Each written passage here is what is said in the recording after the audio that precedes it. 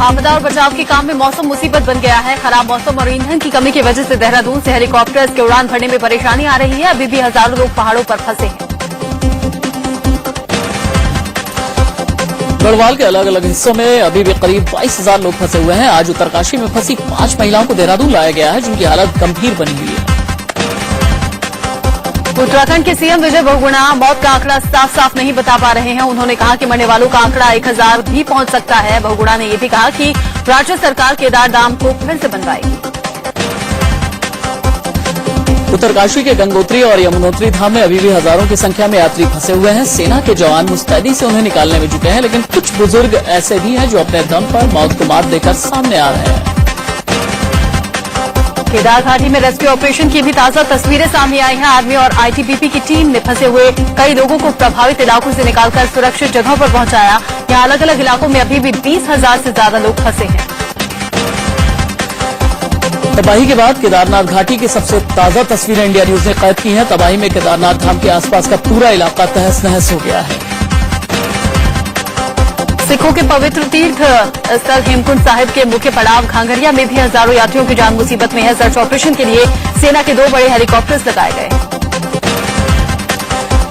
उत्तराखंड के बद्रीनाथ और केदारनाथ में सर्च ऑपरेशन के जरिए शनिवार को हजारों लोगों को निकाला गया। हेलीकॉप्टर के जरिए करीब 1800 लोगों को निकाला गया। सेना ने जंगल चट्टी में फंसे 470 लोगों को सुरक्षित निकाला।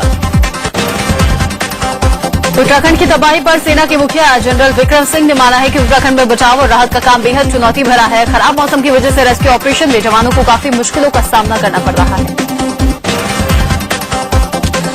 मुख्यमंत्री विजय बहुगुणा से पहाड़ों पर फंसे यात्रियों से लूटपाट को लेकर पत्रकारों ने जब सवाल पूछा तो सीएम साहब भड़क गए और कहा कि चोरियां तो रोज होती हैं, ये सब उत्तराखंड को बदनाम करने की साजिश है।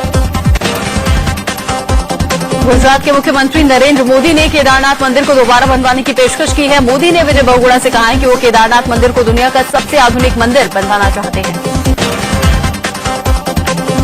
उत्तराखंड में आई त्रासदी को देखते हुए बीजेपी ने 26 जून से शुरू होने वाले जेल भरो अभियान को स्थगित कर दिया है। राष्ट्रीय अध्यक्ष राजनाथ सिंह ने उत्तराखंड की त्रासदी को राष्ट्रीय आपदा घोषित करने की भी मांग रखी है।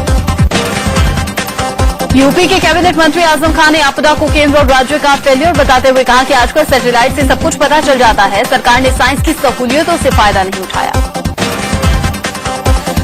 मनीष तिवारी ने आपदा को लेकर केंद्र और राज्य के बीच आपसी तालमेल नहीं होने की शिंदे की बात को सिरे से खारिज किया है। मनीष तिवारी ने कहा कि केंद्र और राज्य के बीच सूचनाओं का आदान प्रदान ठीक से हो रहा है। दिल्ली प्रदेश बीजेपी ने राहत सामग्री से भरे 2 ट्रक उत्तराखंड के लिए रवाना किए हैं। खाने पीने की चीजें, कंबल, दवाइयों से भरे ये गाड़ियां पीड़ितों के लिए भिजवाई गई हैं। दिल्ली में तिहाड़ जेल के कैदियों और कर्मचारियों ने भी उत्तराखंड पीड़ितों की मदद के लिए हाथ बढ़ाए हैं। कैदी और कर्मचारी मिलकर 10 लाख रुपए का चेक दिल्ली के सीएम को सौंपेंगे, जिसे फिर उत्तराखंड भेजा जाएगा। उत्तराखंड त्रासदी के लिए पीड़ितों के लिए बिहार से पुलिस वालों ने अपनी एक दिन की सैलरी देने की बात कही है। डीजीपी अभिनंदन ने बताया कि एक बैठक कर पुलिस वालों से मदद करने के लिए कहा गया था। उत्तराखंड में आपदा पीड़ितों की मदद के लिए मध्य प्रदेश सरकार ने 3 हेलीकॉप्टर भेजे हैं, जिसमें से एक किराए का हेलीकॉप्टर भी शामिल है। हरिद्वार में प्रदेश सरकार की तरफ से राहत शिविर भी लगाया गया है, जहां मौजूद प्रदेश के संस्कृति मंत्री राहत और बचाव कार्य का जायजा ले रहे हैं। ओडिशा के भुवनेश्वर में रिटायर्ड आर्मी डॉक्टर पर अपनी पत्नी की हत्या का आरोप लगा है। आरोप है कि डॉक्टर ने बड़ी बेरहमी से अपनी पत्नी के 300 टुकड़े काटकर उसे मौत की नींद सुला दिया। हिमाचल प्रदेश में मंडी लोकसभा उपचुनाव के लिए आज वोटिंग हो रही है। यहां कांग्रेस उम्मीदवार प्रतिभा सिंह और बीजेपी उम्मीदवार जयराम ठाकुर के बीच सीधा मुकाबला है। 30 जून को वोटों की गिनती होगी।